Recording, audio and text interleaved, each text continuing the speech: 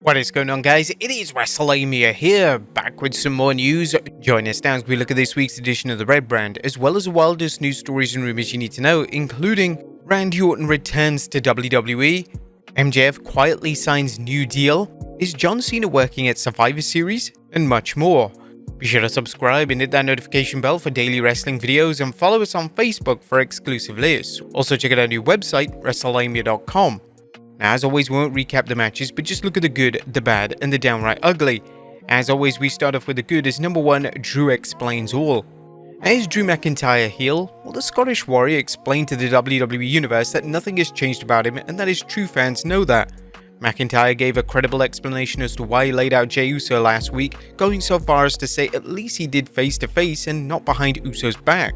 Drew's explanation was brilliant as he recalled all the sacrifices he made through the years to get through his big bout at Clash at the Castle, only to be robbed of everything. Can fans really blame the guy for wanting some payback on Jey Uso?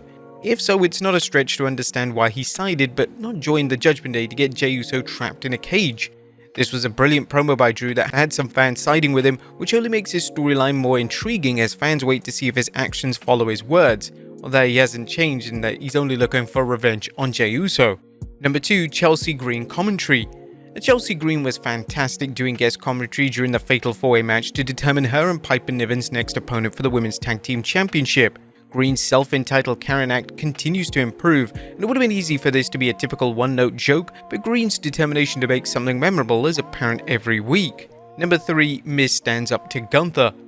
Gunther is a bully, and like many bullies, he underestimated what he thought was a victim. The Miz's promo was good, but his actions spoke volumes as he low-blowed an arrogant Gunther before hitting the skull-crushing finale to let the Intercontinental Champion know he's in for a fight come Saturday. Number 4, Gable vs Shinsuke is always going to be good.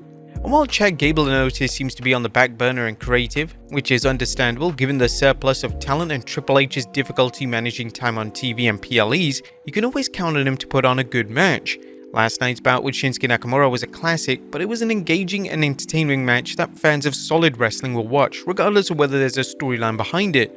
Hopefully the WWE will find a strong program for the Alpha Academy, as Raw has 2 months to go before the Royal Rumble and has plenty of time to showcase them. Number 5, RKO out of nowhere. An explosive conclusion to last night's Raw as Cody Rhodes massively revealed he and his ally's partner will be at Survivor Series.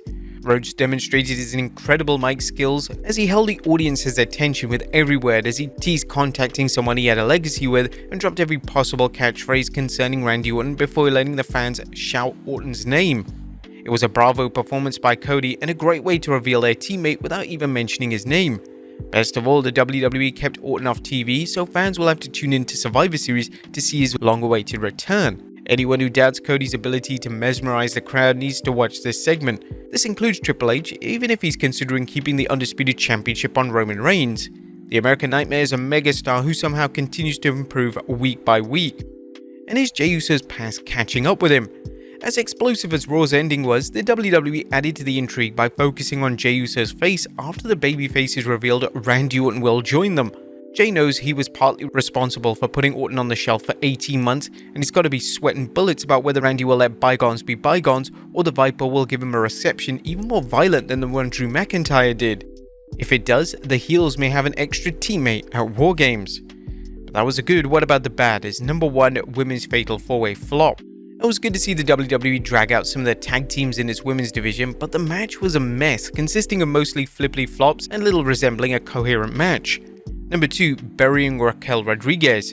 Last night's Nia Jax vs Raquel Rodriguez match was another disappointment, as WWE buried Raquel Rodriguez with a loss to Nia Jax. Although we don't think Jax had to be brought back, she did shake things up in the women's division to set up a fatal 5-way match at Crown Jewel for Rhea Ripley's Women's World Championship. However, now that Crown Jewel is over, why is WWE putting Nia Jax over rising talent like Raquel Rodriguez? Do they feel there is more to be gained from pushing Jax over Raquel? If so, that's another bad sign for the women's division. Number 3, no more DIY vs Imperium. How many more matches between DIY and Imperium does the WWE Universe have to endure?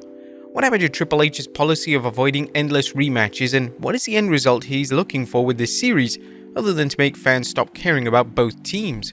And Judgment Day segment with Drew was terrible acting.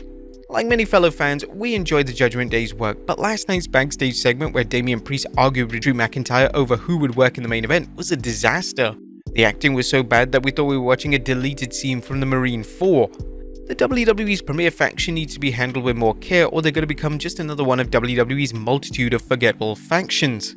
Now, there was nothing downright ugly. Raw wasn't perfect, but it provided a strong build-up for Survivor Series and ended with the type of jaw-dropping segment that it needs more of. What did you guys think of Raw last night? Let us know in the comments down below. Now let's move on to the news.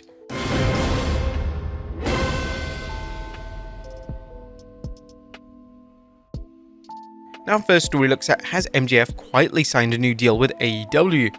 Atop of today's news are rumors that current AEW World Champion Maxwell Jacob Friedman has signed a new deal with AEW.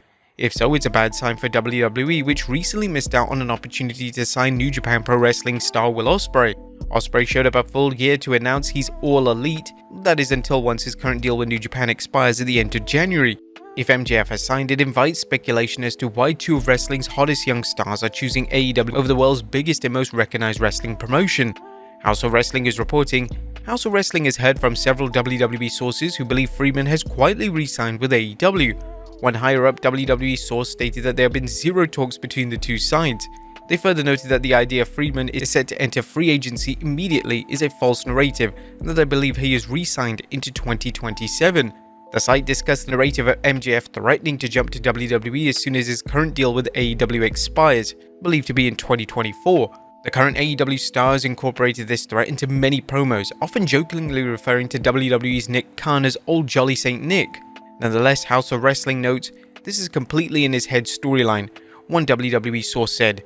1000% another WWE source stated. I was told a while ago he's under a long-term deal, which is why they stopped pushing the 2024 stuff. Knowing MJF's fondness for working the fans, it's unlikely he'll acknowledge that he signed a new deal with AEW until it's no longer useful in a storyline. As long as MJF is careful with how he words things, AEW can have fun at the WWE's expense. Do you think MJF is staying in AEW? Let us know in the comments down below.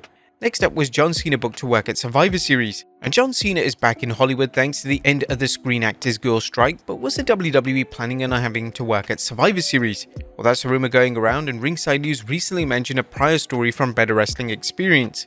Cena was discussed to be part of the War Games pre-Crown Jewel. All that changed. Cody takes lead, they have full faith in the selected group, especially after selling out Chi-Town. However, according to Ringside News, Cena was never booked for Survivor Series. They reached out to a tenured member of Creative and was told John Cena agreed to come back and finish up specifically at Crown Jewel. This report is fabricated. John Cena's exit at Crown Jewel was well booked and helped put Solo Sikoa over even further.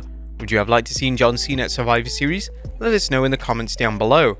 And finally, Shinsuke Nakamura's mystery opponent. Who is Shinsuke Nakamura calling out on social media?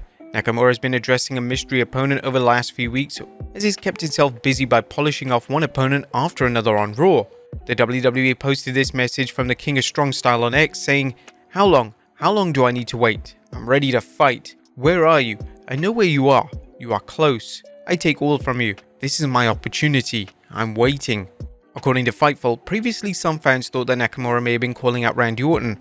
However, some fans have also been pointing to CM Punk as a more likely opponent, particularly since Nakamura uses GTS. As anticipation continues to build that Punk will debut at Survivor Series, fans will likely have their answer soon. But there you have it, folks. I'll look at the red brand as well as the wildest news stories and rumors you need to know. Be sure to leave your comments down below, and I'll see you next time with some more wrestling content.